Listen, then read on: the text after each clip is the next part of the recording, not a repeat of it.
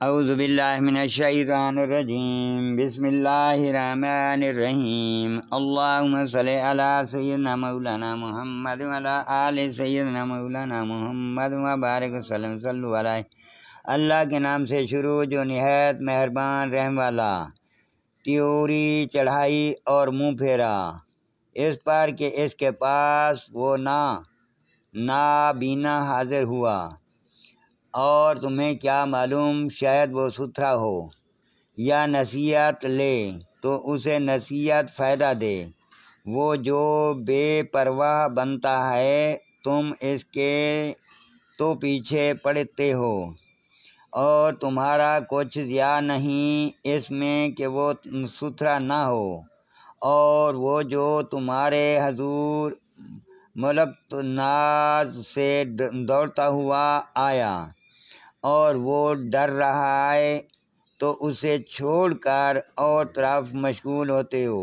یوں نہیں، یہ تو سمجھانا ہے تو جو چاہے اسے یاد کر ان صفوں میں کہ عزت والے ہیں، بلندی والے، پاکی والے، ایسوں کے ساتھ لکھے ہوئے جو کرم والے، نکوئی والے۔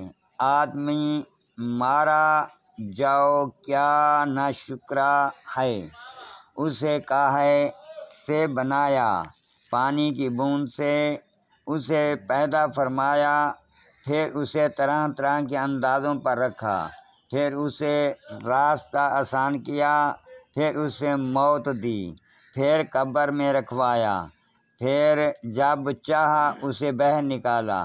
کوئی نہیں اس نے اب تک پورا نہ کیا جو اسے حکم ہوا تھا۔ تو آدمی کو چاہیے اپنے کانوں کو دیکھے کہ ہم نے اچھی طرح پانی ڈالا، پھر زمین کو خوب چیرا تو اس میں اگایا اناج اور انگور اور چارہ اور زیتون اور کھجور اور گنے باغیچے اور میوے اور دب گھاس تمہارے فائدے کو اور تمہارے چوپاؤں کے۔ پھر جب آئے گی وہ کان پھاڑنے والی چنگاڑ، اس دن آدمی بھاگے گا اپنے بھائی اور اپنے ماں اور باپ اور جورو، بیوی اور بیٹوں سے۔ ان میں سے ہر ایک کو اس دن کی ایک فکر ہے کہ وہی ہے اسے بس کافی۔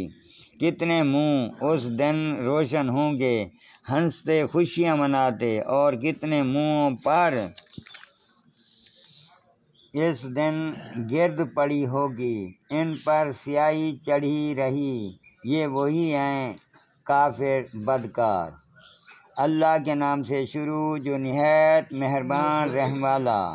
جب دھوپ لپٹی جائے اور جب تارے جھڑ پڑیں اور جب پہاڑ چلائے جائیں اور جب تھلکتی گبن اونٹیاں چھوٹی بھریں اور جب وحشی جانور جمع کیے جائیں گے اور جب سمندر سلگائے جائیں اور جب جانوں کے جوڑ بنیں اور جب زندہ دبائی ہوئی سے پوچھا جائے کس خطا پر ماری گئی، اور جب نامہ اعمال کھولے جائیں اور جب آسمان جگہ سے کھینچ لیا جائے اور جب جہنم کو بھڑکا جائے اور جب جنت پاس لائی جائے، ہر جان کو معلوم ہو جائے گا جو حاضر لائی۔